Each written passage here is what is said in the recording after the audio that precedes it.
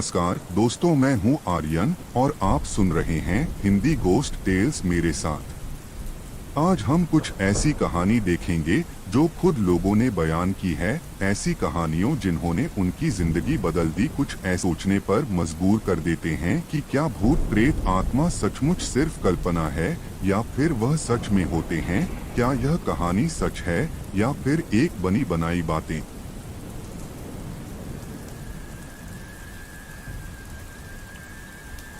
उसके शरीर में एक नहीं बल्कि एक साथ 13 आत्माएं थी। और क्या आप जानते हैं, 13 नंबर अपशकुन होता है। इसे शैतान का नंबर भी कहा जाता है। तो आप समझ सकते हैं कि उस लड़की के लिए कितना मुश्किल रहा होगा। उस पर शैतान का कब्जा था। देखिए, ये ऐसी कहानी बनाकर मुझे गुमराह करने की कोशिश न करें। मुझे अच्छे से पता है कि इस अस्पताल में क्या चलता है।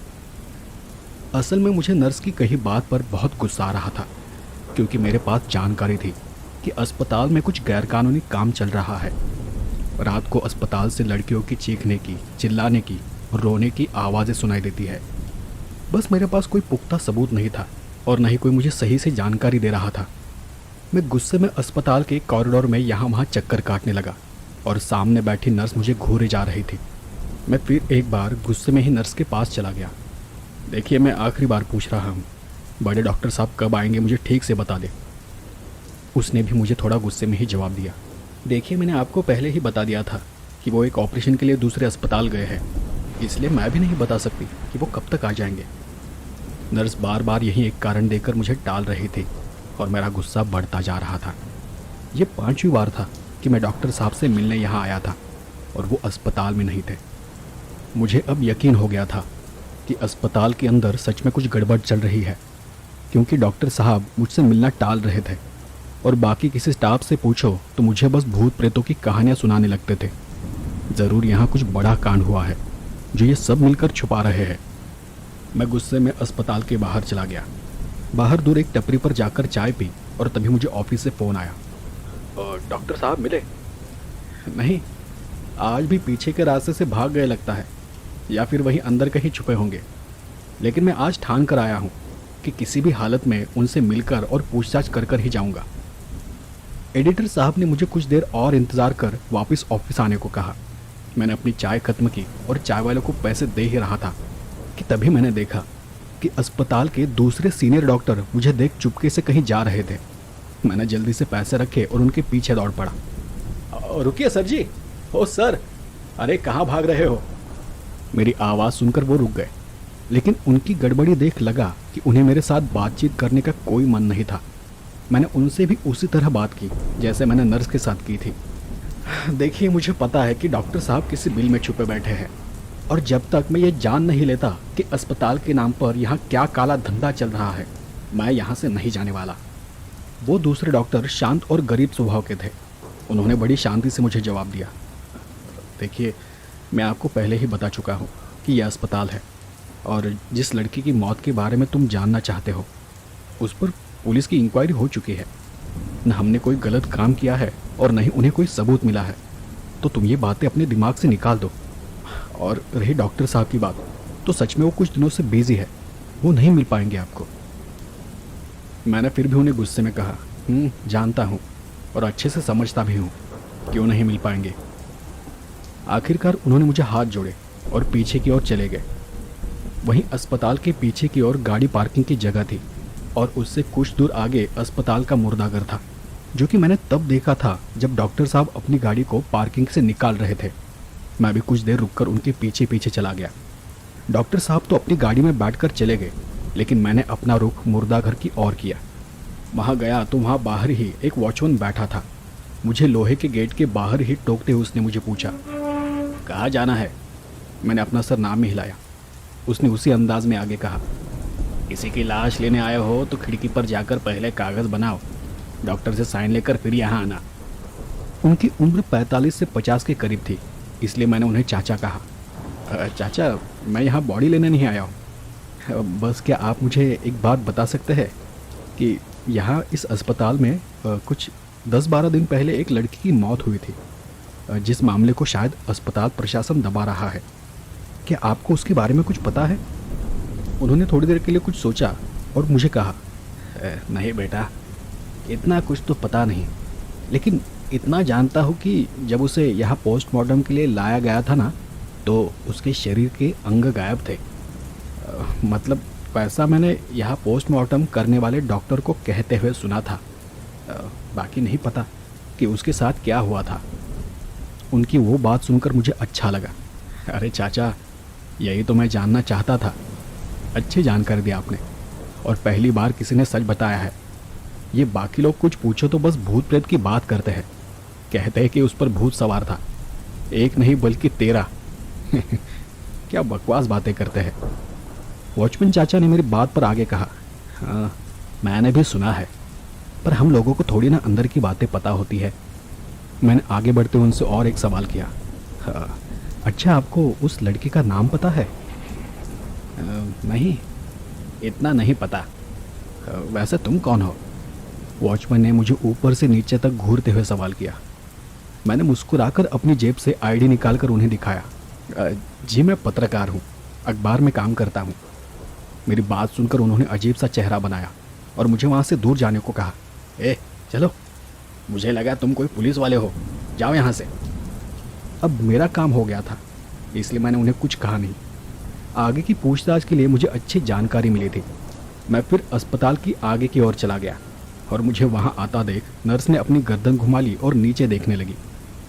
रिसेप्शन काउंटर के पास जाते ही नर्स ने कहा, देखिए डॉक्टर साहब आज आएंगे या नहीं मुझे पता नहीं। मैंने उसे हंसकर ही कहा, अरे अभी एक डॉक्टर गए हैं, मतलब दूसरे कोई आएंगे ना, तो जब उन्हें आना है आने दो, आज तो मैं मिलकर ही जाऊंगा। अब मैं तो खुश था क्योंकि मेरे पास कुछ जानकारी थी। मेरा अंदाज़ा सही था कि यहाँ के बाकी लोगों को लड़की की चीखने की या रोने की जो भी आवाज़ें सुनाई देती है, उसके पीछे ज़रूर कोई बड़ा षड्यंत्र है, और ये उस एक लड़की की मौत के कारण पता चल सका है। मैं जानता था कि मैं नर्स से कितनी भी पूछताछ करूं, वो मुझे कुछ भी बताने नहीं वाली, इसलिए मैंने आगे उससे कोई बात नहीं की। बस अस्पताल के कॉरिडोर में इधर उधर घूमता रहा। जब मैं कॉरिडोर में यहाँ वहाँ घूम रहा था, तब मैं एक दूसरे कॉरिडोर से अंदर चला गया। कॉरिडोर में पूरा अंधेरा था, बस सबसे आखिर में एक लाइट जल रही थी। जैसे जैसे मैं उस कॉरिडोर में आगे बढ़ा, मैंने महसूस किया कि वो जगह एकदम शांत थी। वहाँ ज़्यादा कुछ भी नहीं था, लेकिन वो अस्पताल का सबसे शांत एरिया था। मैं क्यूरियोसिटी से यहाँ वहाँ देखने लगा। देखा कि सबसे आखिर में एक लिफ्ट थी, जहाँ लिखा था कि लिफ्ट का उपयोग न करें, लिफ्ट से दूर रहे, लिफ्ट खराब है। लिफ्ट का उपयोग न करें, लिफ्ट खराब है, ये तो समझ में आ रहा था, लेकिन लिफ्ट से दूर रहे ऐसा कौन लिखता है? मैंने वहाँ देखा तो वहाँ कोई भी लिफ्ट खड़ी नहीं थी, इसलिए मैंने लिफ्ट की जाली से नीचे झांक कर देखा। मुझे वहाँ से कुछ आवाज़ आ रही थी। मैं नीचे झांक ही रहा था कि फिर से नर्स कॉरिडोर के आखिर में आकर खड़ी हो गई, और इस बार वो मुझ पर चिल्लाने लगी, तुम्हें एक बार कहा समझ में नहीं आता क्या? दूर हटो वहाँ से। मैं पीछे हटा और नर्स के पास चला गया। उसने गुस्से में लेकिन दबी आवाज़ में मुझे कहा, देखो एक बात समझ लो, डॉक्टर साहब जब आ जाएंगे तब मिल लेना। तुम कोई जासूस नहीं हो और नहीं कोई पुलिस कि यहाँ वहाँ घूमते फिरो। मरना नहीं चाहते तो लिफ्ट से दूर रहो, समझे? उसने सब इतना गुस्से में कहा कि मेरी बोलती ही बंद कर दी। मैंने उसे कोई उल्टा जवाब नहीं दिया। मैं जाकर रिसेप्शन के सामने रखी सीट पर बैठ गया। मन में बस एक ही बात चल रही थी कि इन सबको तो मैं दिखाकर ही रहूँगा कि मैं क्या चीज़ हूँ। तभी रिसेप्शन की फ़ोन की घंटी बजी और नर्स ने मुझे घूरते हुए फ़ोन उठाया। फ़ोन पर उसने सर सर कहते हुए कुछ बात की और मुझे कहा, डॉक्टर साहब नहीं आने वाले, अच्छा होगा कि कल अपॉइंटमेंट लेकर तुम आ जाओ। मुझे उसकी बात पर बहुत गुस्सा आ गया, क्योंकि पिछले 3 घंटे से मैं वहाँ बैठे बैठे डॉक्टर साहब का इंतज़ार कर रहा था। मैं गुस्से में ही अपनी सीट से उठा और बाहर जाते जाते मैंने उसे कहा, तुम सब मिले हुए हो, और पैर पटकते हुए मैं वहाँ से बाहर चला गया। पार्किंग में गया और स्कूटर निकाला। तभी मुझे याद आया कि मेरा बैग तो अंदर ही रह गया है। मैं फिर से स्कूटर खड़ा कर हॉस्पिटल के अंदर चला गया। अंदर गया तो देखा कि रिसेप्शन पर नर्स नहीं थी। सीट पर रखा अपना बैग उठाने के लिए मैं नीचे झुका ही था कि तभी मेरा ध्यान सामने कॉरिडोर की ओर चला गया। वही कॉरिडोर जहाँ अभी कुछ देर पहले मैं गया था। अब वहाँ कोई लाइट नहीं थी, घना अंधेरा था। शायद नर्स ने जानबूझकर वहाँ की लाइट बंद कर दी थी। मैंने अपने आसपास देखा और उस घने अंधेरे में चलते हुए आखिरी छोर तक चला गया, चुपचाप बिना कोई आवाज़ किए। कॉरिडोर के आखिर में लिफ्ट थी। मैं जाकर उसके सामने खड़ा हो गया। एक नज़र फिर से कॉरिडोर में देखा कि कहीं नर्स आ तो नहीं गई, और तसल्ली कर मैंने लिफ्ट का बटन दबाया। 4-5 बार बटन दबाया पर कुछ भी नहीं हुआ। मैंने लिफ्ट की जाली से नीचे झांकने की कोशिश की, लेकिन वहाँ एकदम घना अंधेरा था। नीचे का कुछ भी दिखाई नहीं दे रहा था। यहाँ वहाँ झांकने के बाद वापस जाने के लिए मैं पीछे मुड़ा और बस 4-5 कदम आगे गया ही था कि मुझे अपने पीछे से कुछ खड़खड़ाहट की आवाज़ सुनाई दी। मैंने मुड़कर पीछे देखा तो लिफ्ट की बटन की लाइट चालू हो चुकी थी और कुछ ही देर में लिफ्ट नीचे से ऊपर आकर थम गई। लिफ्ट में जल रही लाइट की रोशनी से उसकी जाली की परछाई उस अंधेरे कॉरिडोर में फर्श पर और सामने दीवार पर पड़ रही थी। लिफ्ट तो बंद थी, फिर ये चालू कैसे हो गई? कुतूहल से मैं वापस पीछे चला गया। लिफ्ट के अंदर देखा तो सब मुझे नॉर्मल लगा। मैंने लिफ्ट की जाली खोली और लिफ्ट के अंदर चला गया। एक ऊपर जाने वाला और एक नीचे जाने वाला। मैं सोच ही रहा था कि मैं क्या करूं। तभी लिफ्ट अचानक नीचे जाने लगी। लिफ्ट को रोकने के लिए मैंने बार बार बटन दबाया, लेकिन लिफ्ट नहीं रुकी। कुछ ही देर में लिफ्ट नीचे कहीं जाकर रुक गई। बस लिफ्ट के अंदर की बल्ब जल रही थी, बाकी बाहर सब तरफ काला घना अंधेरा था। वो देख मैंने आवाज़ देनी शुरू की, हेलो हेलो, कोई है? कोई सुन रहा है? और उस पल मैंने अपने कान के पास कोई अस्पष्ट सी आवाज़ सुनी। मैंने एकदम से पीछे देखा, पर वहाँ कोई नहीं था, जबकि मुझे लगा कि मेरे पीछे कोई खड़ा है। मैंने फिर से बटन दबाए, कई बार कोशिश की। कुछ खटखट की आवाज़ हुई ज़रूर, पर लिफ्ट नहीं हिली। मैंने अपना सिर पकड़ लिया। पता नहीं मैं कहाँ फंस गया था। मैं अगले 10-15 मिनट तक खटपट करता रहा, पर कुछ भी हासिल नहीं हुआ। वहाँ खड़े खड़े मेरे पसीने छूट रहे थे। लिफ्ट में फ़ैन भी काम नहीं कर रहा था। मैंने अपनी जेब से रुमाल निकाला और अपना पसीना पोंछ लिया, और कुछ देर सोचकर लिफ्ट का दरवाज़ा खोल मैंने बाहर कदम रखा। सोचा कि यहाँ से ऊपर जाने के लिए ज़रूर कोई ना कोई रास्ता होगा। ये जगह शायद अस्पताल का बेसमेंट है। फर्श पर बहुत ज़्यादा धूल जमी हुई थी। आसपास से सीलन की और सड़न की बदबू आ रही थी। कहीं किसी कोने में पानी टपक रहा था और उसकी आवाज़ उस खाली जगह में गूंज रही थी। उस आवाज़ को सुन मैं इतना तो समझ गया था कि ये जगह पूरी तरह से खाली है और बंद भी, क्योंकि छोटी से छोटी आवाज़ें खाली और बंद जगह में गूंजती है। नीचे फर्श पर लिफ्ट में जल रहे बल्ब की रोशनी पड़ रही थी, और उसके अलावा वहाँ दूसरी कोई लाइट, कोई रोशनी नहीं थी। बाकी हर तरफ इतना घना अंधेरा था कि हाथ को हाथ तक दिखाई न दे। मुझे जल्द से जल्द निर्णय लेना था।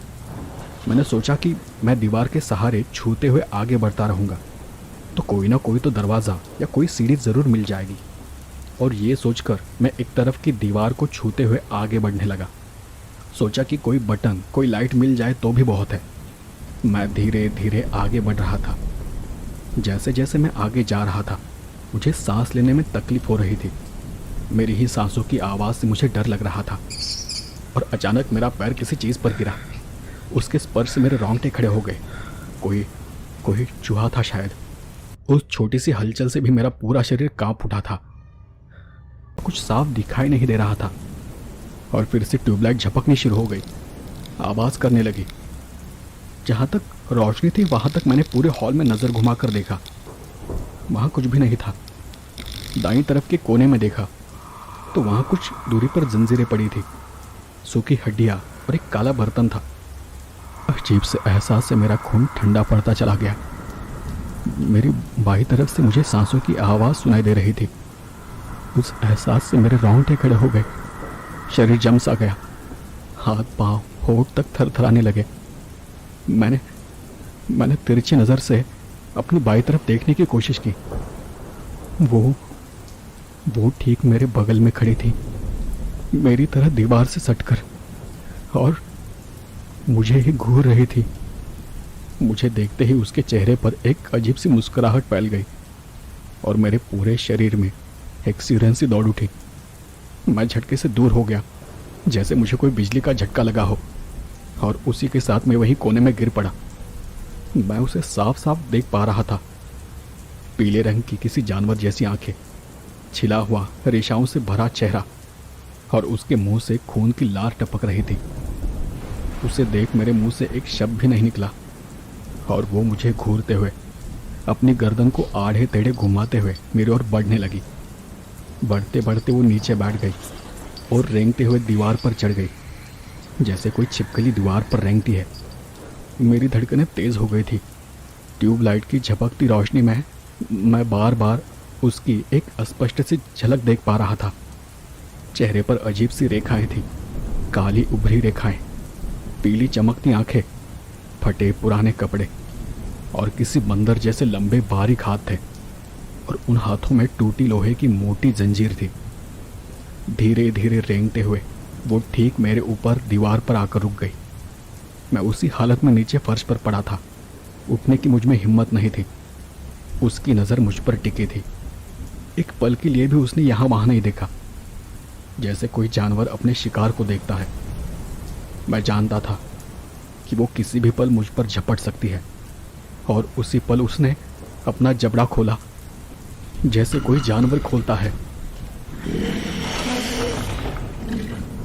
बड़ा सा जबड़ा, और उस वक्त एक अजीब सी गंदी बदबू हर तरफ फैल गई। उसके मुंह से टपकती लार मेरे चेहरे पर आ गिरी। मुझे इतना अजीब लगा कि मैं आपको बता नहीं सकता। वहाँ से भागने के सिवाय मेरे पास कोई चारा नहीं था। फिर वो एक अजीब सी आवाज़ करने लगी और तब वो मुझ पर झपटने ही वाली थी कि तभी मेरे हाथ वहाँ पास पड़ा बर्तन लगा। मैंने बिना देरी किए, बिना कुछ सोचे उस बर्तन को उस पर फेंक कर मारा, पर मेरा नसीब खराब था कि वो बर्तन उससे लगने के बजाय ट्यूबलाइट को जाकर लगा और वो ट्यूबलाइट फूट गई। अब वहाँ जो थोड़ी बहुत रोशनी थी वो भी चली गई थी। आसपास एकदम घना अंधेरा हो गया और मैं जान हथेली पर लेकर दौड़ते, लड़खड़ाते, रेंगते हुए लिफ्ट की तरफ भागा। मुझे अपने पीछे से चीखने की, गुर्राने की आवाज़ आ रही थी और मैं बस भागता रहा। भागते लड़खड़ाते मैं लिफ्ट के अंदर पहुंचा और वहाँ जाते ही झट से लिफ्ट की जाली लगा ली। मैं वहाँ ज़ोर ज़ोर से चिल्लाने लगा, कोई है, मुझे यहाँ से बाहर निकालो, कोई सुन रहा है, मुझे बचा लो, मैं पत्रकार हूँ। मैं लगातार पुकारे जा रहा था, आवाज़ दिए जा रहा था और फिर से मैंने जंजीरों की आवाज़ सुनी। मैंने देखा कि वो ऊपर छत से उल्टी लटक कर मुझे घूर रही थी। मुझे पता था कि उसके लिए लिफ्ट का दरवाज़ा खोलना कोई बड़ी बात नहीं है। वो एकदम से उछलकर लिफ्ट की जाली के सामने आकर खड़ी हो गई।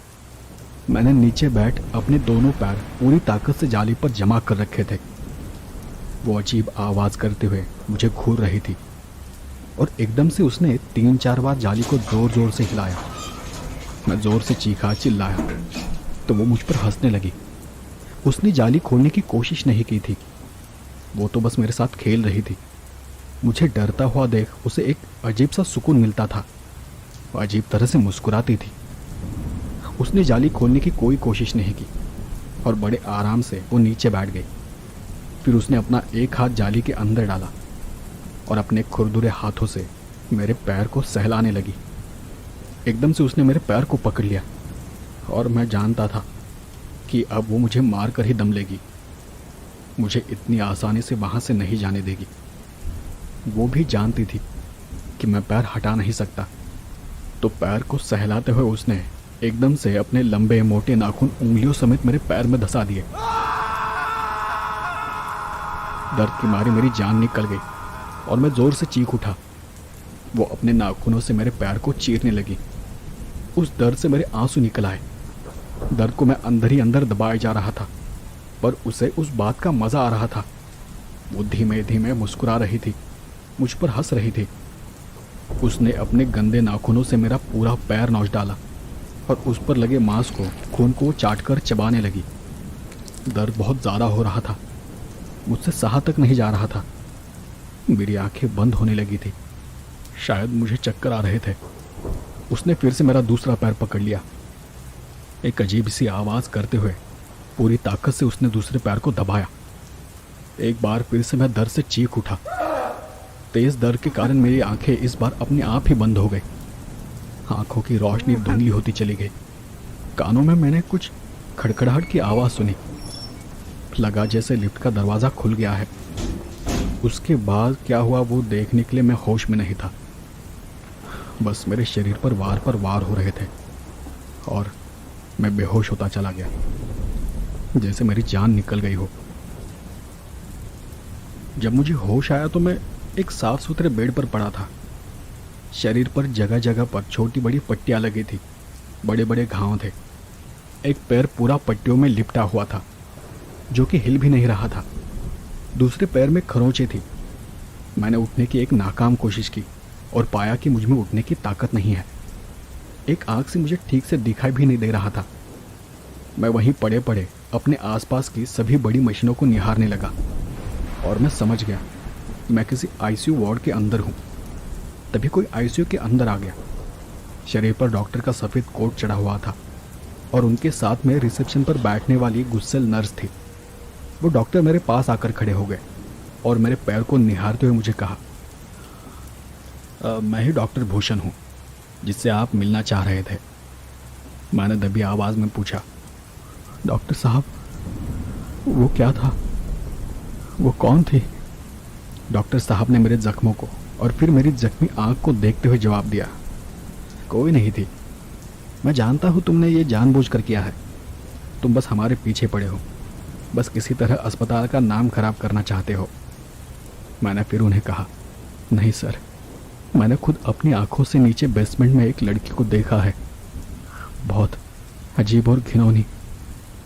देखा होगा, सभी यही कहते हैं, लेकिन मैं तो अकेले नीचे आया था, तो मैंने तो कुछ नहीं देखा।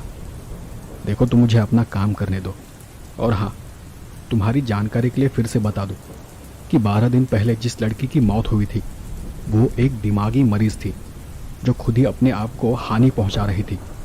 और शायद तुम्हें पता नहीं होगा, लेकिन वो इतनी खतरनाक थी कि हमें उसे इलाज के लिए बेसमेंट में रखना पड़ा था। तुम जहाँ फंसे थे ना, वहीं पर हम उसका इलाज कर रहे थे, लेकिन दुर्भाग्य से मैं उसे बचा नहीं सका। मैंने फिर उनसे वही बात की, लेकिन सर मैंने उसे देखा था, सच में वो अब भी वही है? नहीं है, क्योंकि वो मर चुकी है। उसने खुद अपने शरीर के अंग खा लिए थे और इसी कारण वो मर गई। और तुम्हें और खोजबीन करनी हो तो तुम फिर से बेसमेंट में जा सकते हो। मुझे समझ में नहीं आ रहा था कि इतना सब देखने के बाद भी वो उस बात को टाल रहे थे कि उस लड़की की आत्मा अब भी वही है। शायद वो नहीं चाहते थे कि अस्पताल का नाम खराब हो, और शायद इसीलिए वॉचमैन ने मुझे कहा था कि उसके शरीर के अंग गायब थे। अब एक एक कर मुझे चीज़ें स्पष्ट होने लगी थी। वो आवाज़ें उसी लड़की की है जो यहाँ के लोगों को सुनाई देती है, जो लोगों को अपनी तरफ आकर्षित करती है। डॉक्टर साहब या तो इन सब चीज़ों से अनजान है या फिर अस्पताल का नाम खराब न हो इसलिए अनजान बनने का नाटक कर रहे हैं। तभी नर्स आगे बढ़ी और मेरे हाथ में इंजेक्शन लगाते हुए कहा, डॉक्टर साहब ने ही तुम्हारी जान बचाई है, और मैंने तुम्हें कहा था कि लिफ्ट से दूर रहो। अब शांति से लेटे रहो, हम तुम्हारी पट्टियाँ बदलने जा रहे हैं। तुम्हें दर्द तो होगा लेकिन सहना पड़ेगा। और सच कहूँ तो जब मेरी पट्टियाँ बदली जा रही थी तब मैंने अपने जख्म देखे। तब मुझे इतना दर्द हो रहा था कि मैं सह नहीं पा रहा था। और सच कहूँ तो मैं अपने शरीर पर बने जख्म देखकर ही फिर से बेहोश हो गया। पर एक बात तो सच है कि अधूरी जानकारी जानलेवा हो सकती है। तो दोस्तों, ये थी आज की कहानी। ये कहानी आपको कैसी लगी मुझे कमेंट करके ज़रूर बताएं। अगर आपने मेरी पिछली कहानी नहीं सुनी है तो वो वीडियो और मेरे चैनल की जो प्लेलिस्ट है वो अब आपको यहाँ दिखाई दे रही होगी। आप उन्हें सुनकर कहानियों का आनंद ले सकते हैं। यदि आप चाहते हैं कि मैं भविष्य में आपकी कहानी सुनाऊं तो कृपया डिस्क्रिप्शन में दिए गए ईमेल आईडी के माध्यम से अपनी दिलचस्प और रोमांचक कहानियां मेरे साथ साझा करें। और मिलते हैं अगले शनिवार को ऐसी ही किसी डरावनी कहानी के साथ। तब तक के लिए गुड बाय, और कहानी सुनने के लिए आप सभी दोस्तों का धन्यवाद।